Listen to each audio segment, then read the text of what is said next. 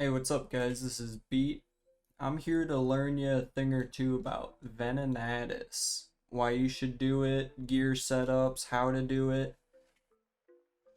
I'm not going to bore you guys too much with the gear setup. Just know that you can swap out the accumulator for any skill cape if you want some extra defenses and a little bit of prayer bonus. Ring of Suffering can be swapped out for Archer's Ring if you want more DPS. I prefer the Suffering to protect against PKers. Currently, with this gear setup, with Protect item on, you risk about 600k plus whatever charges are in your bow. If you're confident with your ability to tank and get away from PKers, you can leave this fairly charged up. I'll be showing you why it's the safest wilderness boss in the game, so I never minded having a bunch of charges in the bow. I've had trips where I've ran out of the 2000 charges, but for learning, I'd recommend going there with like 500 and just feeling it out and seeing how it goes from there. Alright, so now we're going to be going into why you should do Venenatis. I'm putting a closer look at the loot here on the screen from my 6,300 kills I've done.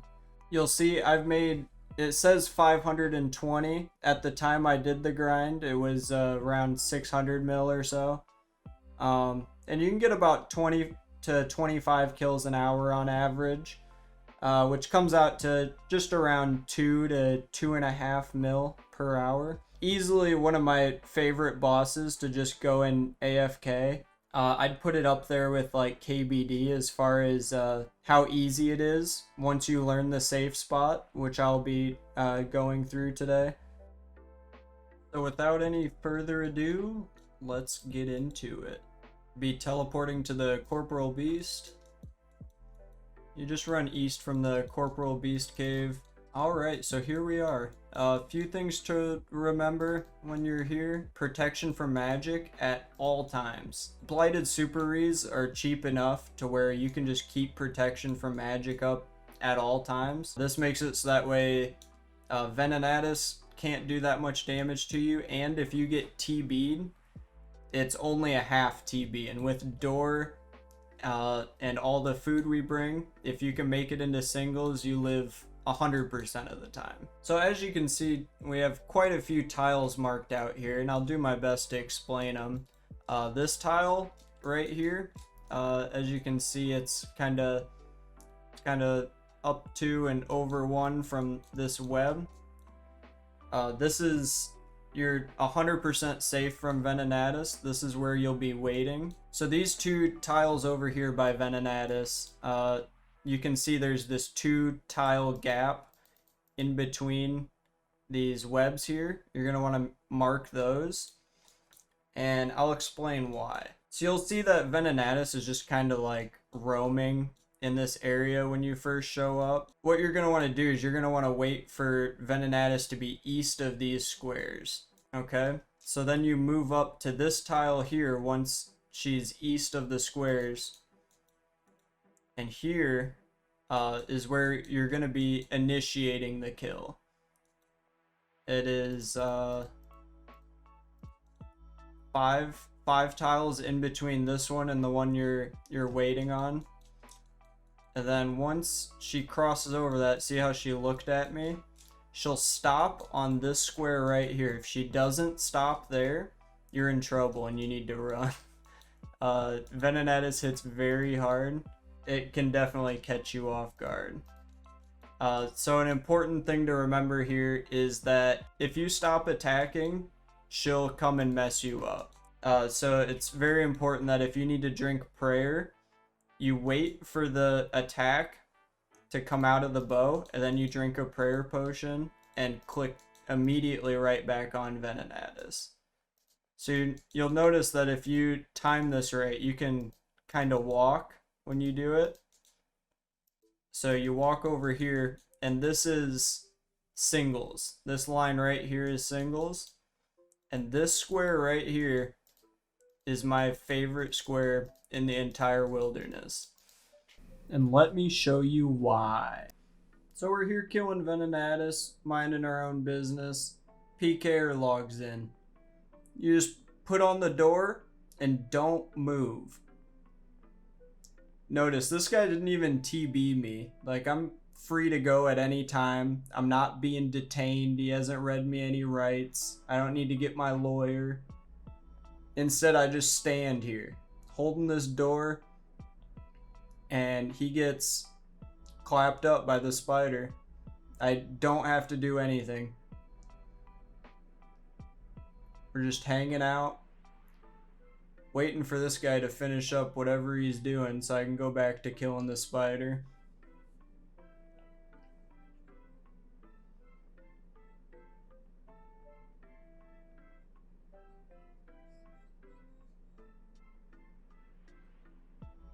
And right there, he just gives up. I go back to doing what I was doing. I just reset up the safe spot and carry on with my day. And profit. This initial setup of the kill is the hardest part. Once you get her killed for the first time, it's much easier from there on out. So again, we're just waiting for her to go east.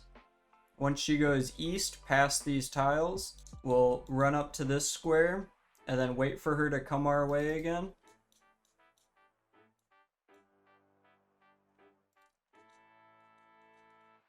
Okay, so she's coming. She looked at me. And that timing takes a little bit to get used to.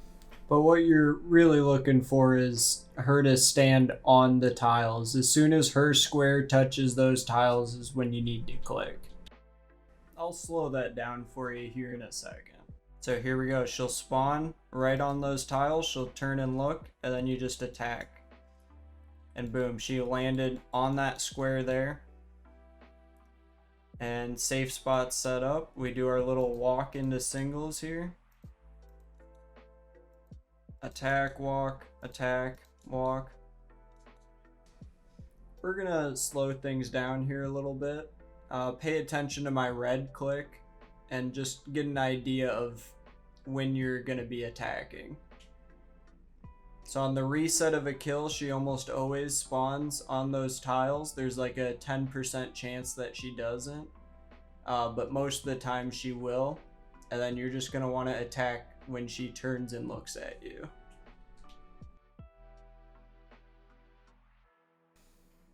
So you went to Venenatis, you got chopped up. How do you identify what you did wrong? Well, the first clip I'm going to show you here is of a late click.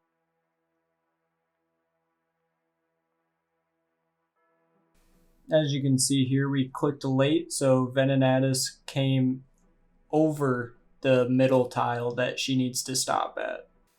So if you do find yourself in this situation, you want to run west. Up over here by this tree is a little bit out of Venenatis's aggro range, and you just wait for her to disappear off your screen, and then you're free to move back. Up next, we have a early click. So you'll notice it's a red click before Venenatis even gets to the tiles. So she will stop just short of the middle tile. And that means run.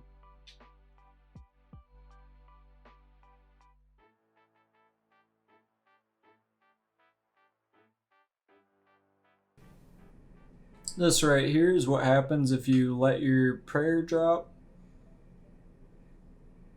Don't do that. Alright, some last minute tips and tricks before I let you guys go. Since we're using divine ranging potions, if you use rapid heal after hitting a potion, by the time your divine is up, you will have regened all the health that you lost from hitting the divine. Another thing is, if PKers come from the east, you want to be careful, because if they have spears, they can spear you into multi pretty easy. So if they come, you're going to want to run east towards them. It seems counterintuitive, but you are going to want to run further into singles. You have a better chance of escaping. I've noticed a lot of PKers will wait for you to get the kill and wait for you to reset because they know you'll be in the multi-way combat area when you're setting up the kill.